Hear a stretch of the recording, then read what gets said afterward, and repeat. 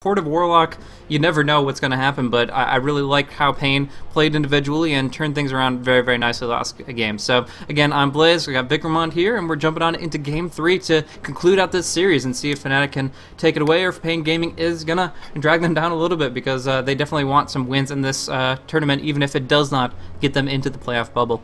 10 seconds remaining. Sorry, I can't hear you right now. Am I coming through? Yeah, you're fine. Cool. All right. How you doing? Doing well. I mean, this has been very, very interesting. A little bit unnerving. Like I said, there's a lot of stuff that you generally don't see in a standard professional game, but there's always room for different styles, different transitions, and transitional elements. And one transition that was rather clear is that hardcore push is a gimmick. It's not something that will be 100% stable, and in this case, paiN was able to respond very, very nicely to it. Mm-hmm. I want to talk a little bit about paiN's choices that you might interpret as odd. I think what they're doing, and I like this a lot, is they're doing what they know. They're not trying to, emulate what they see the top teams in the world do necessarily. They're still playing good lineups. Like, there's nothing wrong with any of the heroes that they picked in the last game. I mean, they're all fairly top tier, close to top tier heroes. But they're doing what they know. And so Grent going the boots first Rubik, maybe it's not optimal. I mean, some people would say it's far from optimal. But if that's what helps him actually get those spell steals, if that's what helps him manage to track people for good telekinesis and good kills, then that's what works. And that's what paiN's comfortable with. And especially going with the Nyx Assassin mid again and again.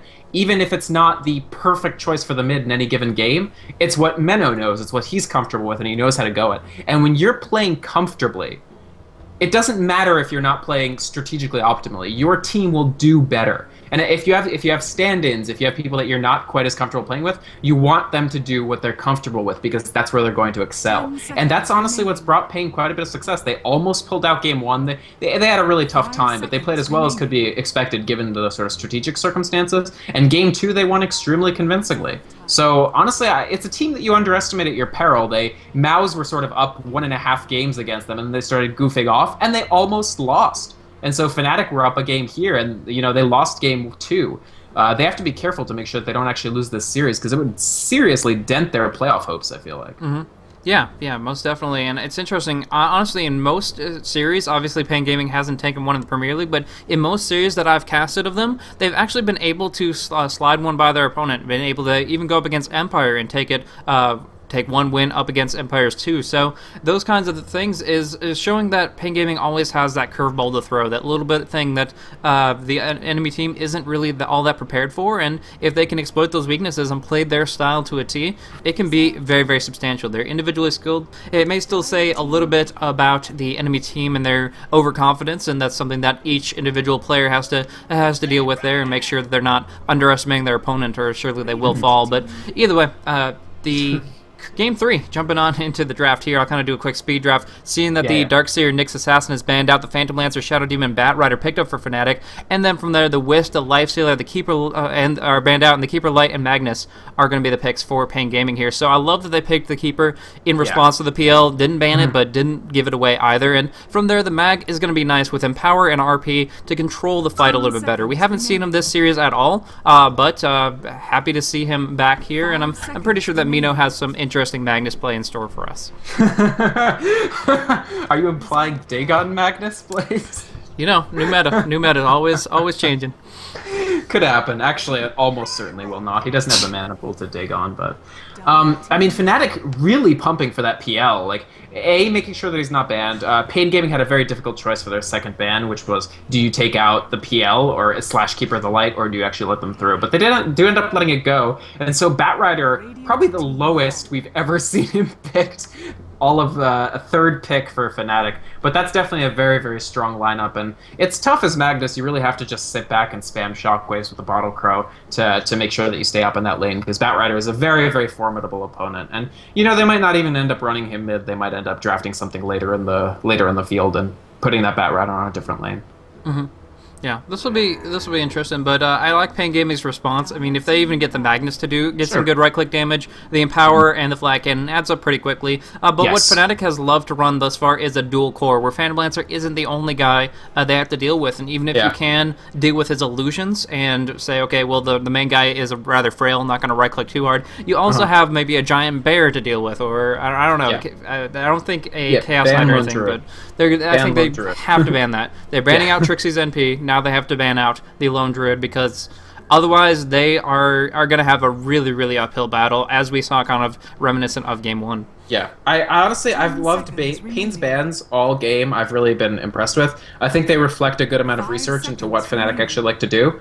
Like, they're banning out the right heroes in each situation. So even if they come out of the draft maybe with not the ideal picks, they're definitely making sure that their bans hit them where it hurts. And I think Trixie, Nature's Prophet, excellent ban in this situation, because Fnatic would have surely picked that up, because the Batrider, Nature's Prophet, Shadow Demon just by itself is enough to put a huge amount of pressure on your team, generating space for that Phantom Lancer. But I really would like to see the Syllabear ban. I think it'd be very important. Okay. Yeah, so banning out No Tails Wisp, Era's Lifestealer, now Trixie with his Nature's Prophet, as well as Lone Druid, possibly Honey as well, but he's pretty happy with that Batrider here. One situation that we saw last game, I was kind of talking about how they almost unnecessarily gave up the top lane. They put Batrider in the jungle, they put the, what was it, Lone Druid on the mid? Lone Druid mid, yeah. What do you think they're going to have? I mean, I like I said, I felt that was a waste. But do you agree with that, or do you feel that they should have done something differently? I feel like they could have contested that lane much more effectively than they actually did. Warlock's so weak early on when he doesn't get those levels that they almost could have gone 3 vs 3. And even if they didn't want to go 3 vs 3, 3 vs 3 with the Chen, I mean, like you were suggesting. But even if they didn't want to do that, they could have done more. They could have put Batrider there or something. I think he would have been more or less okay. This game, I think Fnatic are just going to seek to overwhelm them. They will pick up a second core, almost certainly, and they'll just look to generate space for the PL. What I'm somewhat concerned about is, okay, you have the Gyrocopter that, in theory, if he gets big farm faster than he did last game, can get that Rapier or something and deal with those PL illusions. But otherwise, what are paiN going to draft for their 4th or 5th that are really going to tip the scales? Because they don't have any method of generating illusions off the Phantom Lancer. They don't have any split-pushing hero that can be recalled by the Keeper of the Light. And they do have the option of maybe putting the Gyro as more of a supporty role, but then they lose what they were trying to deal with the PL with. I don't think that's a viable option for them. They have to run Gyro as a core, either in the mid or in the carry, but not wanting to displace Magnus, sorry. I feel that Gyro is definitely going to be that main carry there. So they want support that can hold people in position, setting up Illuminate, so a Rubik would have been a great option here, but because Fnatic has the first pick, they ban it out. Do you think that's what Fnatic would have gone for with the fact that they're up against a Magnus and a Gyro? Yeah, I think so.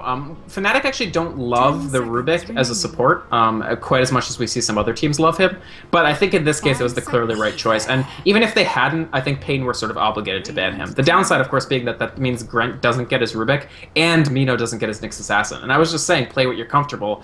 That's the team that they went with for the first 2 games, so they're not going to have access to that this time. What do you think about the Weaver pick, though? I think it's really, really good. I was talking about dual core already, but now this adds in an extra element, a little bit of Rat Dota here and there, with Weaver being able to just jump all around with his Shikuchi, with his time-lapse. He's very survivable. He can do a little bit of split push pressure, maybe pick up a Lincoln. It's actually not a good idea up against that Gyrocopter, but still, he gets a lot of potential to survive, and the only thing that's going to hold him in place right now is that reverse polarity. If he can just dodge that out with good movement, then he is going to be okay with pushing up a little bit and putting pressure to kind of sideswipe them. Every time they try to put pressure on Phantom Lancer, every time they try to actually get some kills on the board to make sure PL doesn't get out of control, Weaver's going to be there to just bottle that up and kind of put all the pressure on him. He's the tank here. He's going to try to aggro them and say, hey, look at me.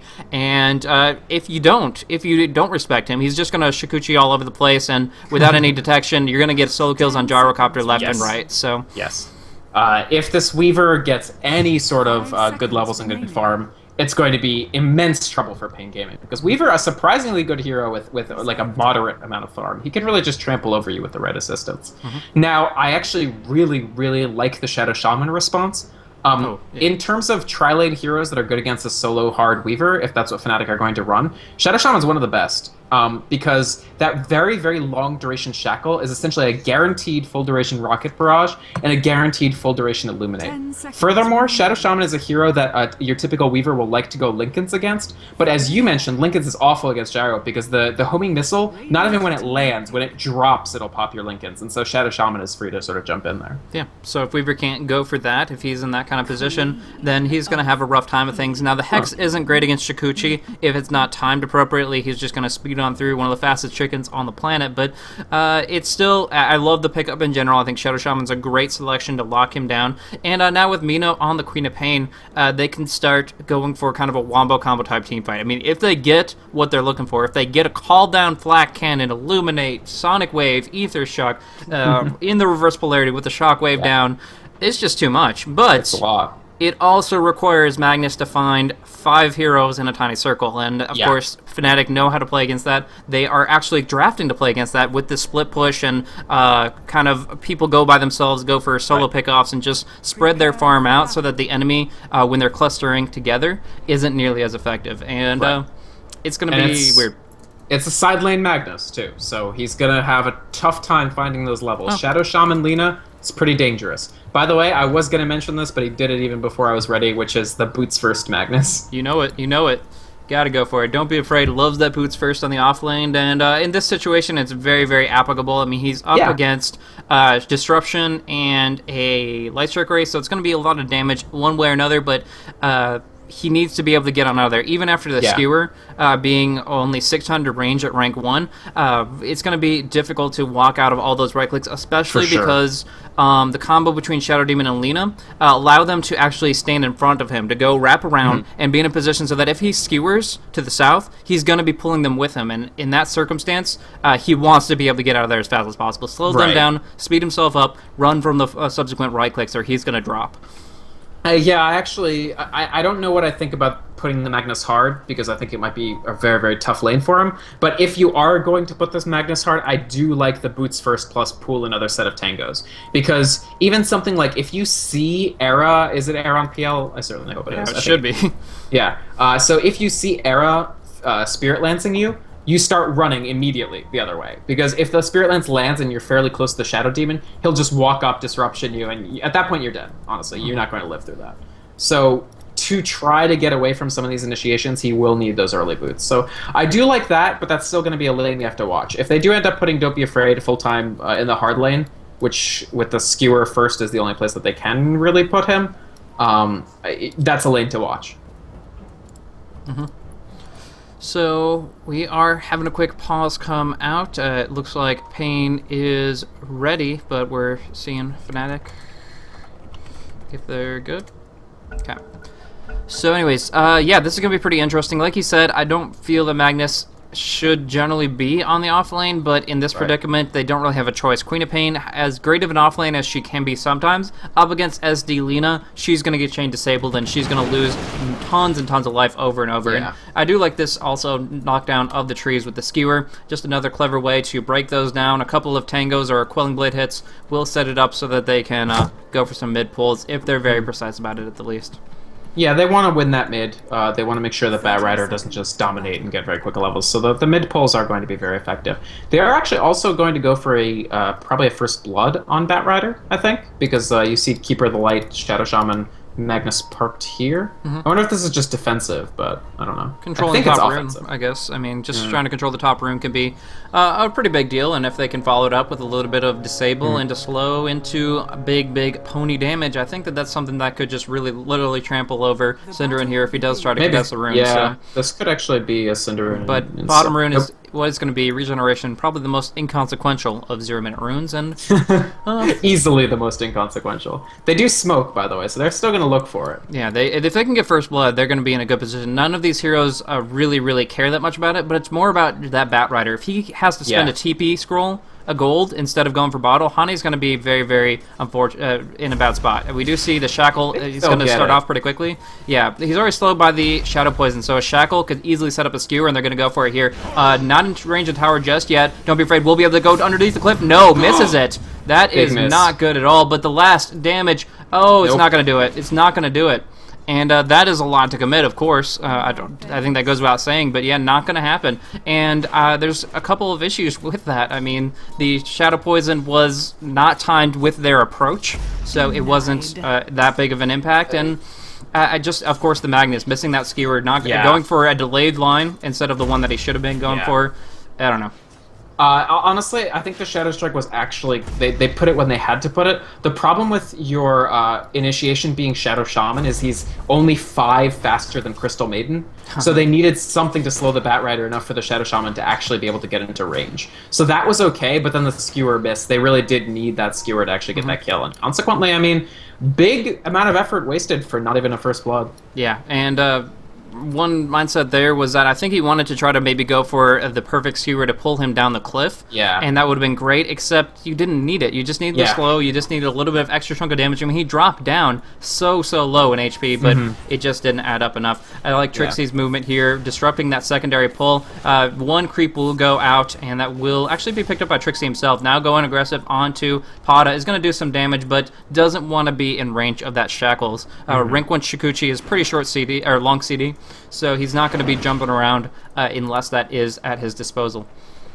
Yeah, he could have jumped in, but the issue was that the Shadow Shaman rotated over. It is funny, actually. The one game where I would be cool with seeing support go boots first is when you're stuck on Shadow Shaman or Crystal Maiden or something. But in this case, he actually didn't go the boots first. Now, I can't blame him for that, but certainly it would let him counteract the Weaver more effectively. Yeah. I think it was a good point about the Skewer. I mean, they let the perfect be the enemy of the good, which they can't do as the team that's sort of natural underdogs. You have to just try to go for good play. And this Magnus, now that he spent all that time, he has hit level 2, so he's not just stuck at 1. But what he needs is 3. He needs rank 2 Skewer. Otherwise, yeah, I mean, he's going to keep facing this immense pressure. This is not even the Lino. They haven't even added on the Lino onto this. Damn. They will now in a second, but... But right now, Cinder just focusing on trying to get those stacks off. If he can get that independent experience, it's great. But in this timing, he actually misses both, but he gets 2 creeps out of it. That's half a pull, but it's no stack, and so that just reduces how much he's going to be able to get in. Lena loves to hit that 6 pretty quick. If she can jump in with a good Soul Catcher active and get that Laguna Blade off early, it's going to be nice. We do see Mino is napalmed up once over, but it's not enough for Hani's illusions to really make that big of a difference. Dead. And yeah, with this disruption following up the Light Strike Array, that is really bad for him, and it should be enough. He does go perfect, and he actually gets out. Now rotation coming on in. Hani has a flame break. Why is he not coming? He could have flame break this a while ago, but instead, don't be afraid. Using those boots, walking away. It was such a close kill, but in this case, you're talking about the perfect, trying to go for that instead of the good, but in this case, he did it perfectly, and it paid out so well. Such boots a too, by the way. close. Because otherwise the illusions from the Shadow Demon would have killed him, actually.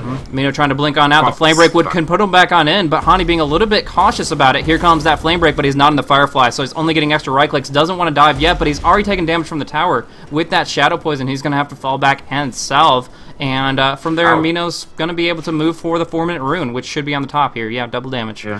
But he's not holding a bottle, unfortunately, but well, no, actually, Hani is going to get it. The problem for paiN, no vision of any sort. Actually, Shadow Shaman's going to go down for the first blood on bottom, possibly. Oh, no? Possible. What? Oh, there it is. The last little bit, he gets the vision, he gets the right click, but it's not enough with the shackles, the homing missile to fly, the ether shock to get it. Grant actually survives from the beetle, as well as bringing down the Weaver. All of these close calls. All of these such intense, tiny, minuscule moments, but instead Batrider lives, the Magnus lives, and of course Shadow Shaman down there in bottom, living and securing himself a first blood. Incredible. I can't believe that. Okay, Magnus lives, like, okay, that's kind of weird. And then Quap lives, and that's kind of weird. But then the Shadow Shaman is just like, if you're Fnatic, you have to be like, come on, give us a break, Gods of Dodo. Like, we should have 3 kills by now.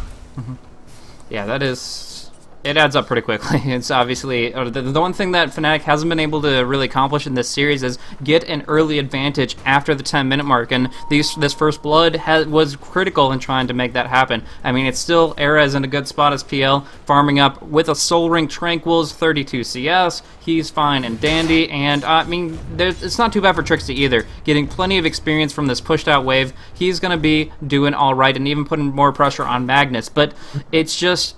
Beyond that, they are still wanting to get those kills. They are still trying to break on into that mid game with an advantage rather than just scrambling to make sure the carry picks are worth it. So, It's just it's rather unfortunate that they weren't able in multiple circumstances to make that happen, and instead paiN still places their own little foothold and tries to hang on for dear life. They're trying to go up against a Trixie down on bottom. They do have a Sentry Ward in lane, but until they actually commit to his actual position, Trixie is going to be able to maneuver around and get a lot more experience than the Magnus has acquired thus far. Yeah, I mean, honestly, I think even with the multiple missed kills, Fnatic have to be feeling pretty okay. Mostly, they're keeping the Magnus down. He will hit level 4 in a second, but it's going to take him ages to actually get up to level 6.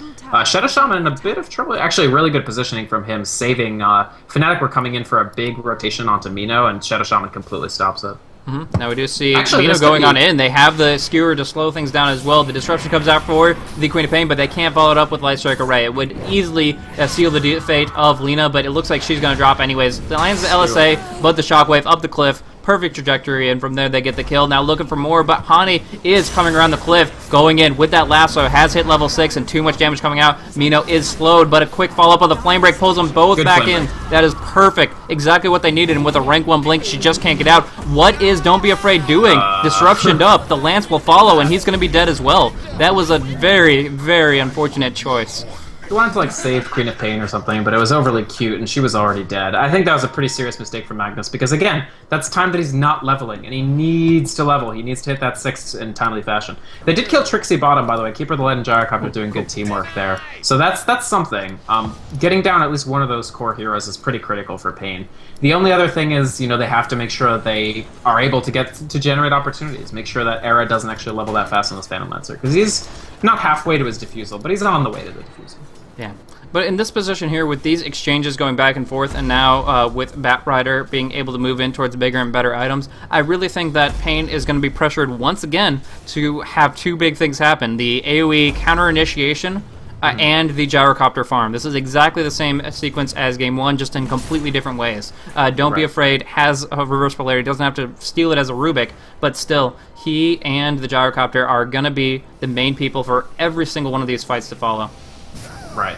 Actually, I wonder what they're actually going to do with this Queen of Pain, because they seem to have rotated the Shadow Shaman mid to get a little bit more XP, but then she has to be generating kill opportunities all the time, and she hasn't quite done it yet. Cinderen's actually pretty soft. I feel like if they brought the Quap up here, they could actually get a pick off on him. But she seems to just be sort of rotating around, seeing what sort of opportunities she can generate. And it's going to be difficult with this ward from Fnatic here. Exactly. Just hit level 7. That's definitely what she wanted to max out her Scream and be able to actually put out a lot of damage. Also has the haste rune available, so really, really good a potential to jump on in. But, first of all, missing the blink. I mean, that was just complete misplay. It didn't have the range for it. And second of all, the Shadow Shaman couldn't get on the high ground, even if the Shadow Shard came on out. So Hani was in a pretty good spot, and any further in, and Mino could have easily been pulled back onto the tower. It wouldn't have cost him his life, but definitely a lot of the HP that he already gained.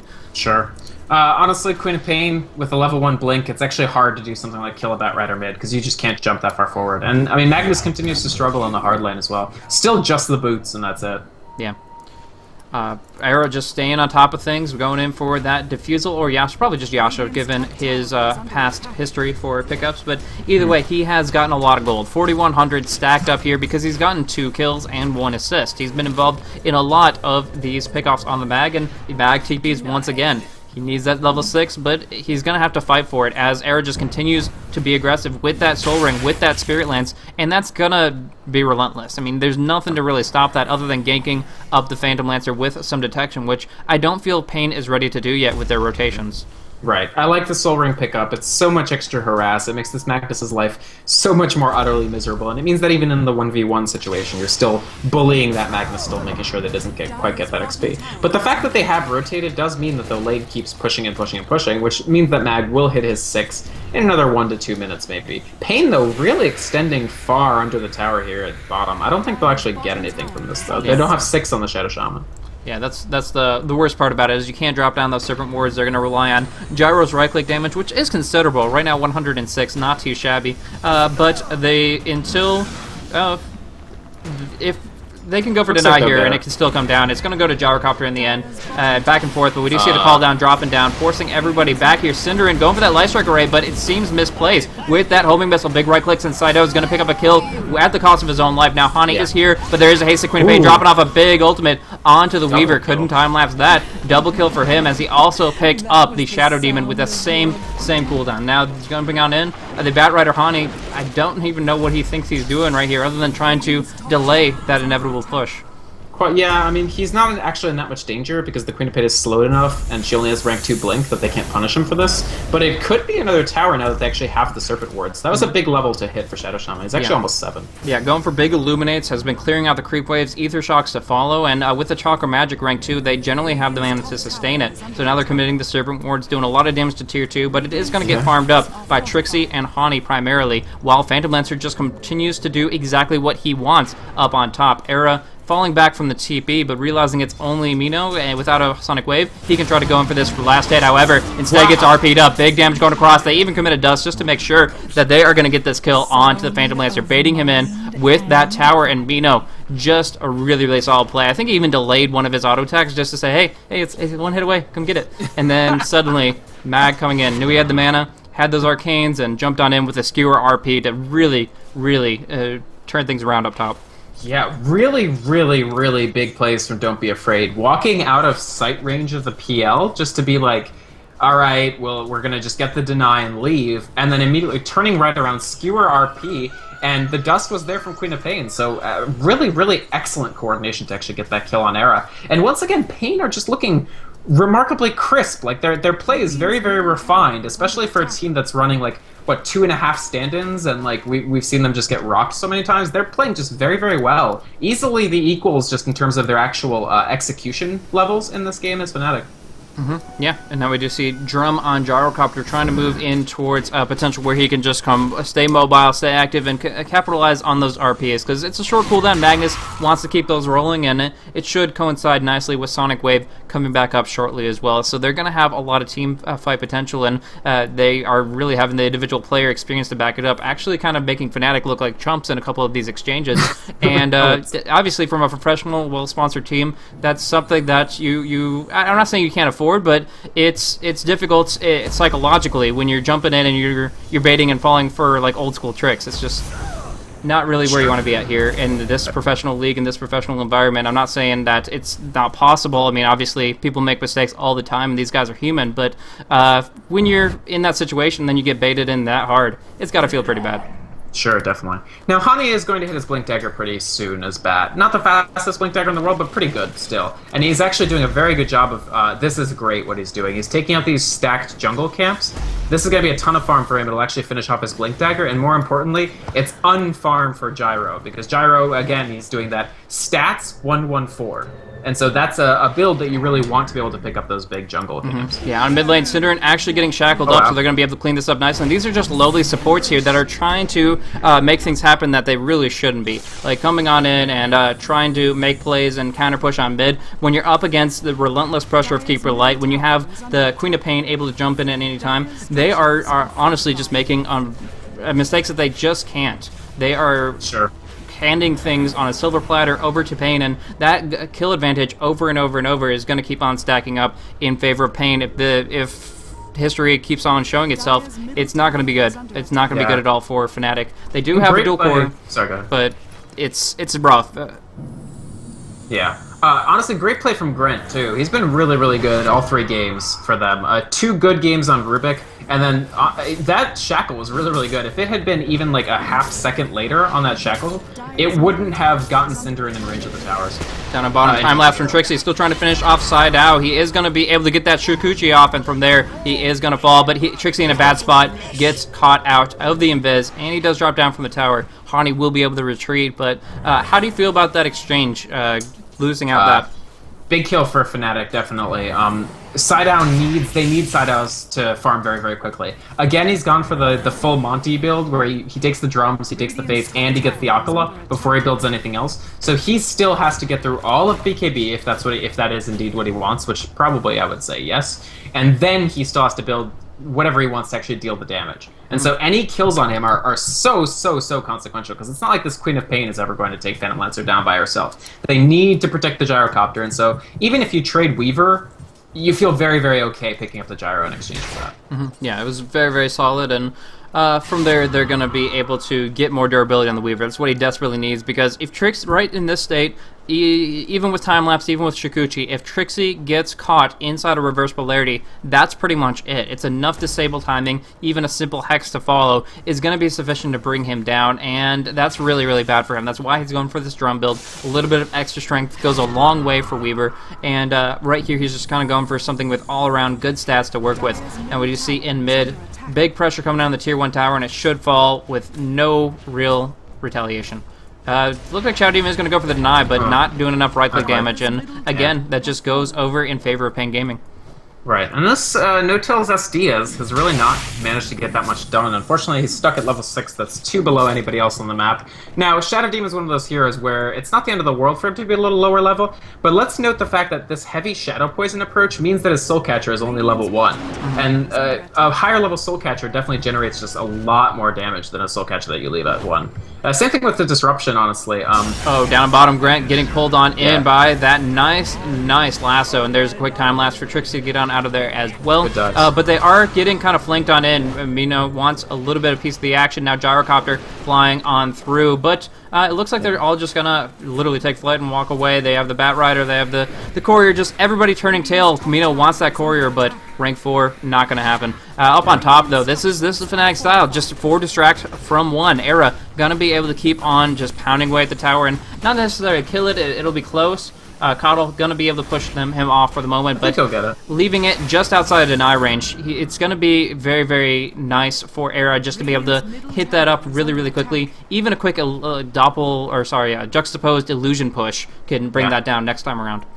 Fnatic are looking much better right now than they were 5 minutes ago. They're generating the pressure they need to do. I really like your descriptor of, they don't do for protect 1, they do for distract from 1 while the 1 pushes multiple towers down. And that's exactly what they're doing this time. Every time Hani gets a haste rune, he's made stuff happen. And one time he even made it happen without a haste rune. They're able to consistently dive this tier 1 bottom and just get the kills, especially on Shadow Shaman, who Arcane Boots is really good to get him the mana, but his move speed is just awful, so he can't get away from something like a Bat Rider on Shadow Shaman, the sick of things, gets Demonic Purged up. That Swarm is just continuing to deliver big armor negations, and there is a Gluta Blade to bring him down with that Dragon Slave to come out as well. There is an attempt to exchange, but Cinderin walking away after the homing missile. He won't receive too much damage. Mino wanting to jump in and go for a quick scream will find Cinder. What?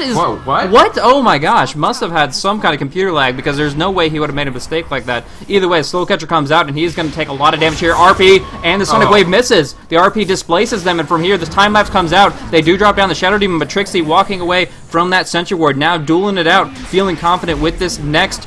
Yeah, there comes Ani. Jumping in. I was wondering why he was willing to stay here with that Shukuchi available, but turns it around onto Pada. Now looking forward. Don't be afraid. One more Napalm to keep him slowed. And with the Blink Dagger continuously on cooldown, it looks like this will be a kill as well. Wow, that fight for Fnatic. And Cinderin lived out of that. Really good flame break. Honestly, Cinderin, he lived, but only he's a dead man walking. Like, he should have died at least 2 times there.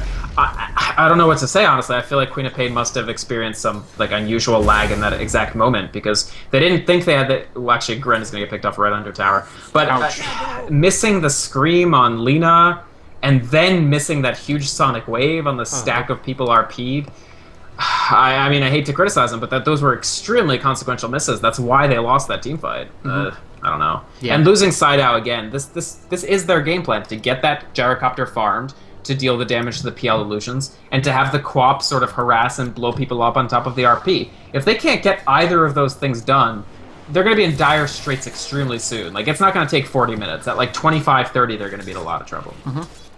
And PL's just been farming on away. Era sitting at 150 CS. You can just see how big of an impact this aggression has been on Gyrocopter. He tries to go for fights. He has faked off a little bit here and there, but now getting pulled on out, Sido just has no chance at all. So it's really these kind of situations where he was sitting 2 kills and 3 assists. He's been able to participate a bit, but more often than not, he's their focus. Fnatic bringing him down, and paiN Gaming, without the timing of the RP, don't really have that much to answer back with. And that's obviously going to change a little bit more with the Blink Dagger up for Magnus, and that's been up for a little bit here, but we haven't seen it yet. It's been Gyrocopter trying to find farm, and playing a little bit too desperately in that circumstance. Now Smoke, Cinderin, and No-Tail have a perfect perspective. Double Light Strike Array and Dragon Slave. They do hit the Laguna Blade to finish it off, but this disruption might not be able to be enough. No, Cinderin's still caught out, and bringing him down in turn. So 1 for 1. But it was still a good damage coming out. Hani trying to clean things up. Doesn't have Lasso. Does get chickened up as well, but Grant is going to fall. There is the RP, however. Don't be afraid of making sure that Hani will take a lot of damage, but another miss on the Sonic Wave. Mino completely whiffing this, and now they're going to try to clean it up here. Quick pause coming out for No-Tail, actually. And hopefully we'll see in just a second that he'll be coming back on in, but that's really, really frustrating either way. Mino in a bad spot here. The Gemini attack is available. Mino will take a lot of damage. He will get the blink off, but it's going to be forcing him out of this fight entirely. Yeah, and so I don't think Saito can actually get a kill off of this either. Holy crap, that flame break. Finding it out. Hani looking for even more after that, has the Force Staff. Double damage rune. But it's actually the action up on Saito that we should be paying attention to, with Trixie doing a lot there. And Demonic Purge expiring, dropping him to critical HP. He's going to fall back. But they have them penned in. They have them hiding underneath their 2-2 towers. And they were able to just really, really turn things around nicely despite that reverse polarity. And I got to say, one major impact is that Sonic Wave not working out. I mean, Queen of paiN is level 13. You have to have that on point, at least on 1. And 2-0 man, not going to work for you. No, definitely a rough situation. Now, to be fair, Hani's playing very, very well. Every Flame Break has been on point. Flame Break's a hard spell to aim, because, I mean, it does damage no matter what, but getting that perfect balance requires this sort of, like, geometrical guesswork where will they be, what's the speed of the Flame Break, which direction will it push them in, like, if you take the arc sign of the arc between where I'm positioned and where, etc., etc., etc. So it's a tough spell to get exactly right, and he's managed to make those flame breaks really, really substantially count. So amazing play from him. He's 6-0-6. He goes Boots of Travel, which will let them really punish that Gyrocopter if he's even slightly out of position. So Fnatic are, they're putting the squeeze on, and I feel like paiN really needed more results in these last couple of fights, and the Queen of paiN, Mino's Quap, just hasn't come through the way that his Nyx was coming through. Yeah, exactly my sentiment. And I don't necessarily think it's like experience with the hero or in this situation. It just seems to be mechanical failures, and sometimes you get a hand cramp or sometimes you just have an off day. Either way, sure, it's not making the impact on this game that it needs to. We do see a nice flank to gank up on top to put pressure onto Era. Still has that Doppelwalk up, and now will have to use... No. Huh. This is weird. They didn't even try to go for the pincer. I mean, they saw him there recently, but they must have assumed he was already gone. And I gotta say, the reason is No, they had sentries on Coddle. Like, none of it makes sense to me. Prada could have easily dropped a sentry and at least tried for that. Instead... Nerves. Let's go with nerves, honestly. I think they just were like, oh, but what if Batrider came? And Batrider wasn't there, but they were just scared that, maybe somehow it'll go badly. Because they clearly intended the pincer. Like, there was no other point of doing what they were doing with those 3 players. But then they just quailed. And in that moment, Era managed to get to a position where they didn't have line of sight. Linking it on Saito. They're going to be able to pick him off here. Soul Catcher actually landing on a creep, but the Laguna Blade and Dragon Sight follow up. It's just still too much. And Mino Haste not going to actually change things for the better for paiN here. Actually, one thing that you commented on, I don't even think you intended this way, but you're talking about maybe the Batrider's like lurking around the bend. Well, now Hani has freaking Boots of Travels, and he's always lurking around the bend. Mino taking too much damage. Nice combo, and they're able to pick him off as well. That's just disruption, and the Light Strike Array combo didn't work out very well for them in the laning phase, but in this circumstance, there's really nothing stopping them, and now they force the buyback from the Queen of paiN, and yeah, that's going to be very, very difficult to come back from. Honestly, Fnatic are now looking like the dominant team that we've been expecting all 3 games. And it's only now that they finally start doing it, but now they just look unbeatable. I mean, Hani just landing every single flame break, doing tons of damage. The Light Strike Array disruption combo working off perfectly, picking off these high-value targets, all while, of course, Era farms the hell out of the lane and pushes it way in. This is their plan, this is what they meant to execute on, and they're executing it very well. And I just don't know what paiN can do about it. Good, actually, Orchid there. Batrider blinks, immediate Orchid. Interesting. I'm not sure if they tried to bait it out or if Hani just really misjudged his CDs, but he had the lasso up in about 3 seconds, but he didn't have it at the time. So that was him jumping in and just kind of playing a really, really big bluff that worked fine because he has that Force Staff to work with. And so PL, by the way, has the tier 3 tower down. I mean, At this position last game, in game 1, when paiN were hemmed into their base, when they were completely lost map control and had to sit here, they had a Gyro who had BKB and had Butterfly, right? And was well on the way to Rapier. This game, they have a Gyro who is not even at the BKB. He still has quite a ways to go. And, you know, he certainly doesn't have Butterfly. Yeah. So it's just a much Lasso coming in onto Pada, pulling him down the cliff. Quick Laguna to seal the deal there. Magnus does get a solo RP, but the Sonic Wave on the disruption. What the? Oh my gosh. Oh, even force diving him out. Synderen's still up. Oh my gosh, he didn't even die.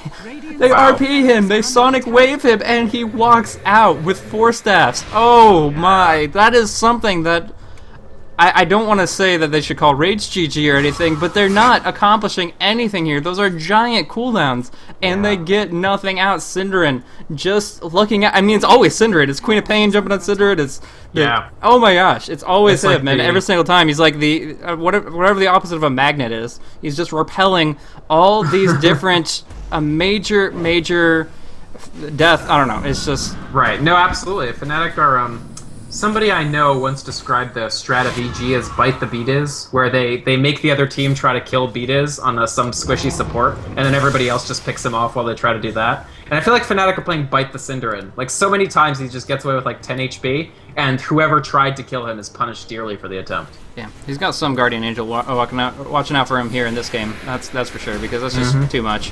Either way, we do see Era continuing to do his split push farm, and I love his positioning transitions. He always like, it doesn't go too far. Just like, okay, I'll get out of vision, I'll hide in line of sight behind the trees, and now we'll jump right back on up. Hani's here, as always, and we're raring to go. Invisible Batrider with the Firefly. I'm sure the Flame is visible. Either way, that is going to be picked up on the Magnus, and without an RP, even if he got out of it, there was really no hope. We do see Shadow Demon, No Tail, and Trixie dueling it out a little bit back and forth, and Grent is going to pay as a result. Nice blinding light, though, means that Trixie's in a bad spot without time-lapse available. The disruption, however, nice defensive disruption. Burst on Grent. Mino dropping down to 70 HP, and Trixie's still going for it. So screw it, I have enough HP with the Magic Wand to finish it off, and Blink Flame Break to clean up the Queen of paiN as well. Just too strong. Too strong. The Fnatic is all over the place, destroying every single skirmish across the map, and it's a 5-0 spree without a single 5v5 team fight. Yeah, I mean, Fnatic just walking into the base and just being like, this is my home now. Just Hani just jumping all over, even near the fountain. 10-0 and 7, I mean, Fnatic finally just saying, okay, enough of the games, we're going to just take control of this game and not let it go. And that's exactly what they did. They end up not even needing mech on Cinder, and it's not even done by now, but they just control so much territory, and they're so incredibly mobile. The exact thing that their lineup didn't have in Game 2, which was mobility, they have in spades in this game, as well as the ability to slow down the opposing team with Shadow Demon Lina. I talked about this a little bit in the drafting phase, but it definitely came in across the entire game as a whole. We saw that paiN Gaming drafted up a teamfight lineup. Fnatic drafted off a pickoff and a split push and a Rat Dota Thorn in Your Side type lineup. And here we see that Fnatic didn't even have to commit to a single 5v5.